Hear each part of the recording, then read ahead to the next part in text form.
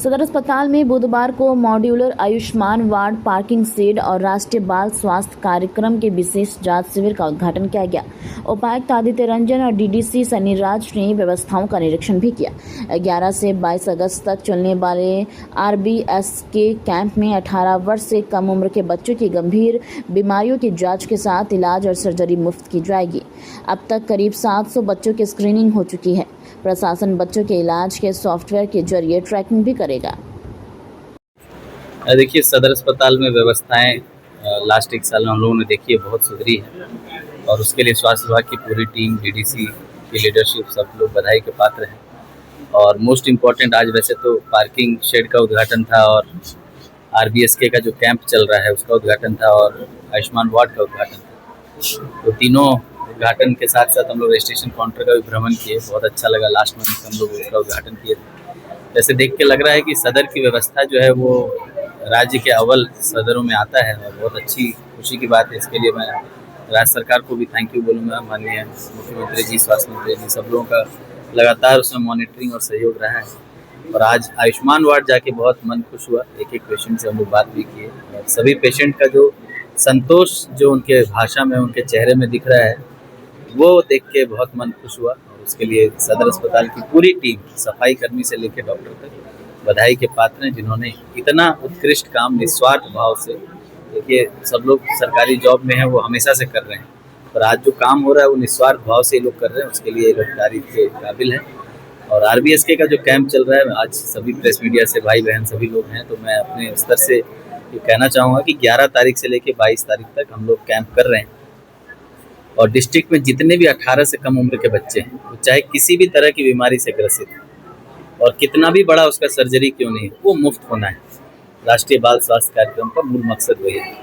तो हम लोग सभी बच्चों का स्क्रीनिंग किया। लगभग 700 बच्चे स्क्रीन होकर हमारे पास आए हैं जिनको विभिन्न तरह का इलाज का जरूरत है। वो हार्ट सर्जरी से लेके माइनर टीथ एक्सट्रैक्शन तक उसमें है। तो अभी 2 दिन डेंटल का कैंप लगा है, फिर 2 दिन ऑर्थो का कैंप लगेगा। तो हर तरह की सर्जरी, और हम लोग प्रयास कर रहे हैं कि 100% सर्जरी हम लोग सदर में ही कराएं, ताकि एक तो हमारी व्यवस्था पर लोगों का भरोसा बढ़े और हमारा व्यवस्था जो है और सुदृढ़ हो आने वाले समय में। तो कुछ सुपर कॉम्प्लिकेटेड केसेस जो होंगे वो हम लोग बाहर भेज के भी कराएंगे। किंतु आपके माध्यम से मैं अपील करूंगा धनबाद की पूरी जनता से कि आपके आसपास भी, विद्यालय में, आंगनवाड़ी में, आपके घर में अगर कोई भी बच्चा किसी भी तरह का डिजीज से, चाहे वो बाई बर्थ ही क्यों नहीं हो, किसी भी तरह का ऐसा क्योरेबल डिजीज आपको लगता है, वो आँख का है, कान का है, हाथ का है, पैर का है, दांत का है, किसी भी तरह का, तो जरूर हम लोगों के तक उसकी सूचना पहुँचाएं, उनको यहाँ लेकर आए, उनका स्क्रीनिंग होगा और वो जब तक उसका इलाज होकर कंप्लीट फॉलोअप से वो ठीक होकर नहीं निकलेगा, तब तक उस बच्चे को हम लोग ट्रैक कर रहे हैं। ऐप बना के हर बच्चे को हम लोग ट्रैक कर रहे हैं। वो बच्चा आंगनवाड़ी का हो, स्कूल का हो, जब तक वो सीएससी में इलाज होता है, इलाज नहीं हुआ तो फिर सदर में होता है, सदर में नहीं हुआ तो हम लोग उसको बाहर भेज रहे हैं। तो जब तक उस बच्चे की पूरी इलाज प्रक्रिया कंप्लीट नहीं हो जाती, तब तक वो बच्चा रेड जोन में हमारे सॉफ्टवेयर में दिखता रहता है।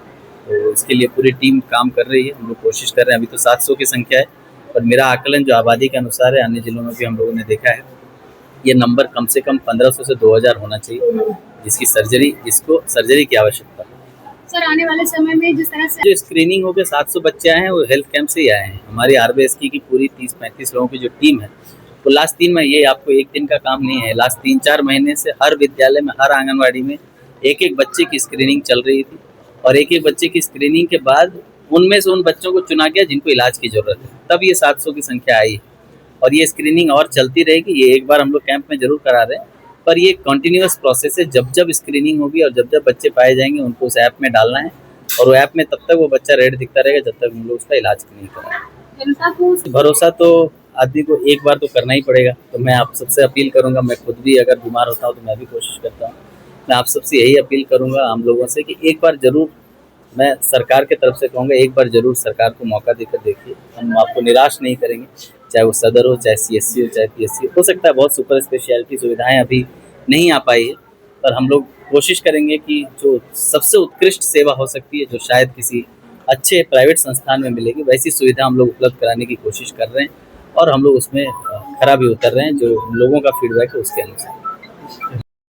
देखिए, जैसे धनबाद में प्रत्येक दिन हम लोग कई नई चीज़ बनवा रहे हैं, बहुत चीज़ें का उद्घाटन हो रहा है, बहुत चीज़ें का शिलान्यास हो रहा है। उसी कड़ी में आज आप देख रहे हैं कि यहाँ सदर अस्पताल में किस तरीके से स्वास्थ्य सुविधा है, यहाँ पर जो लोग काम करते हैं उनके लिए और जो पब्लिक आती है उनके लिए किस प्रकार का सुविधाएं निरंतर बढ़ाई जा रही है। उसी क्रम में आज पार्किंग शेड और नीचे अभी आप देखें जैसे OPD और जो वार्ड है, इस सब का उद्घाटन किया गया है। पार्किंग शेड से डेफिनेटली जो लोग आते हैं उनको उनकी गाड़ी लगाने में सुविधा होगी और सेफ्टी के सुरक्षा के दृष्टिकोण से भी अच्छा है, क्योंकि अगर यत्र तत्र कैंपस में पार्किंग गाड़ी लगी रहती है तो कभी इमरजेंसी में कोई मरीज आ रहा है, कोई एम्बुलेंस आ रही है, उसको भी दिक्कत होता है और साथ ही कई बार इस कैंपस से भी बाइक चोरी की सूचना मिलती रहती है।